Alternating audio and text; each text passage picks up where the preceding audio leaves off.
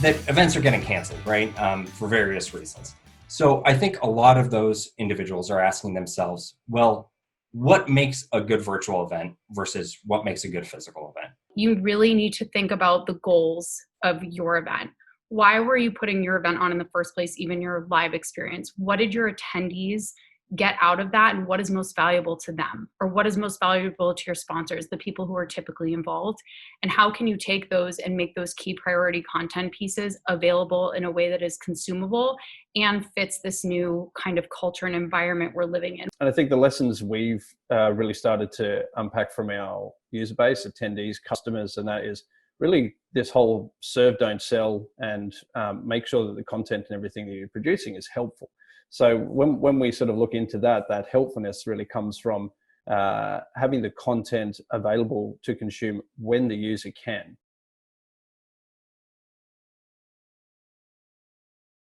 It raises a good question because you're trying to replicate that shared experience. I think that is the magic about the physical event is you've made the same commitment that everybody else has.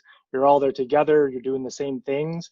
And I think it's going to be a huge challenge in 2020 to figure out how do we replicate that magic and how do we replicate that openness that people have and shift it to a virtual event. Very important to our attendees was the networking and making sure that we had a way for them to network, engage with their SMEs, connect with our executives, and really be able to feel like they were part of the experience and able to contribute as well.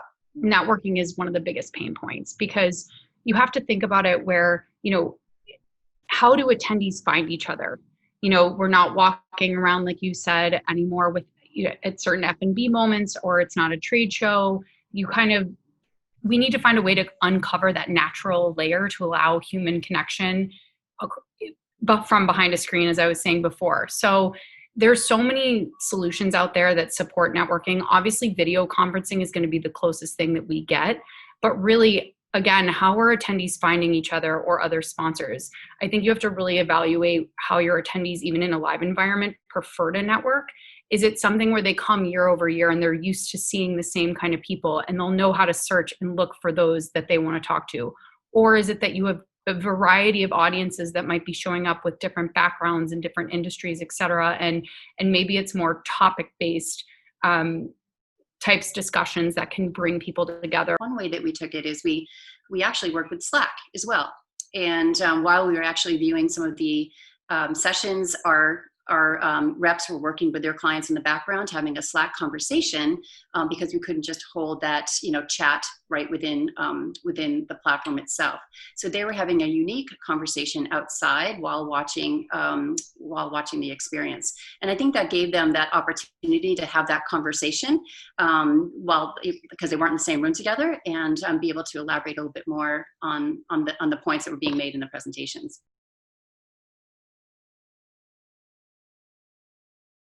We put together a number of prospectuses for our clients that kind of tier out different options and ways that they can engage sponsors beyond kind of hosting the video embed, which is still incredibly valuable, and having maybe a call to action to schedule meetings, which also very critical because they want that one-on-one time. But including them either in sessions or giving them a session time slot. And if that's too much for you, then even maybe they're a part of a panel or they host a panel. They could sponsor a track where in all the sessions we can add, interstitial videos that are, say sponsored by, and they're relevant to that sponsor, or, almost like ads in a way. There's actually a lot of possibility to integrate them in the content. It just really depends on your brand goals and how you feel comfortable with the balance of having the sponsorship exposure, but it's still so valuable. And even better, you can give, again, concrete metrics at the end of how many views were at that session that either they hosted, were a panelist on, or had their logo present. They can still collect leads probably even more seamlessly than before and still have those meetings. There's a lot of opportunity there. Take the time to understand what's happening. There's so much information and sessions like this that we all have a chance to learn. And so really looking at what is valuable to our partners, having some focus groups with them, understanding what it is that we can help make it important for them as well. We're providing an opportunity for a hot lead to those sponsors and stuff directly from the content. So if they are involved in everything, the attendee can click on there and go straight through to the partner and actually start engaging with them. Bypassing us, we're just providing that vehicle to them. When you step back and think about it in the physical world, it's not too different when we get a customer that comes to us and we set them up with a partner. We provide that introduction, that opportunity for them to be able to have those in-depth technical conversations to unearth what they're looking for.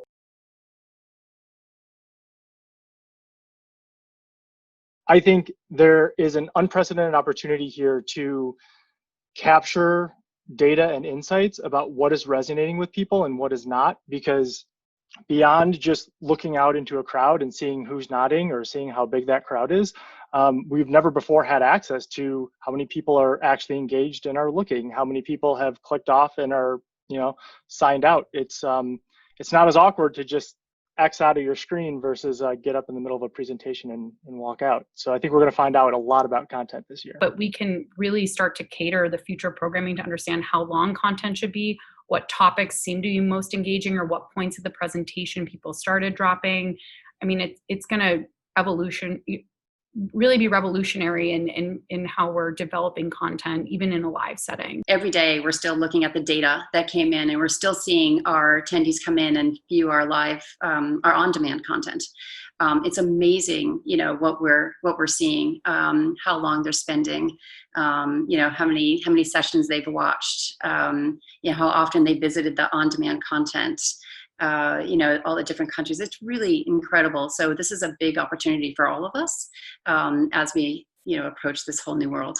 I think it's true to what everybody said. The analytics that's going to come back for it, we're putting as much as we can into it because we're really interested about what that's going to serve up. And I think to Sydney's point, it's going to change it. It's going to change digital consumption. It's going to change the way that we program. It's going to change the way that we potentially even construct the structure of these events in a delivery method to people.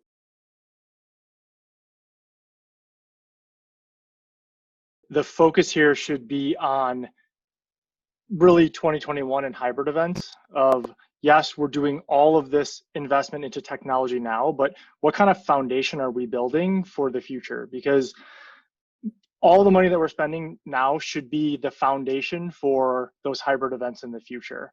And so, I mean, you could grab AR and VR as an example, right? Like, that's probably not like a thing now necessarily, but because, we're not going to be in that shared space. But to what Cam was saying, as far as like, how do we connect people directly to sponsors? Well, like AR and VR might be a great way next year when people are at the event to make those same types of connections that we saw working this year, but then use that as a springboard for helping people do things in a new way next year. Do some sort of stuff that you haven't done before. Test those things. And I think everything that new areas we're exploring are things we're sort of A/B testing for next year. If we do come back into this sort of hybrid event, physical and digital. And we are thinking about the technology as of today, because of course it's an investment.